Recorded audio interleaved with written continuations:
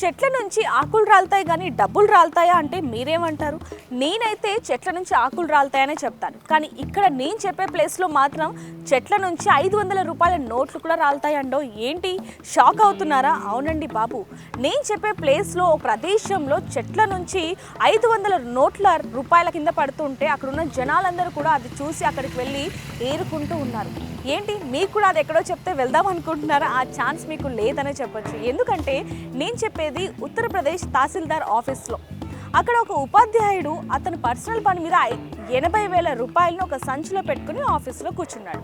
కానీ ఎక్కడి నుంచి వచ్చిందో కానీ ఆ మాయదారి కోతి ఒక్కసారిగా ఆ సంచి తీసుకొని వెళ్ళి ఒక చెట్టు మీద కూర్చోవడమే కాకుండా ఆ సంచిలో ఉన్న 80,000 రూపాయలని ఒక్కొక్కటిగా తీస్తూ కింద పడేస్తూ ఉంది. అక్కడున్న జనాలందరూ కూడా అది గమనించి అక్కడికి వెళ్ళి చెట్ల నుంచి డబ్బులు వస్తున్నాయి, రాలుతున్నాయి అని చెప్పి అవన్నీ కూడా ఏరుకున్నాడు.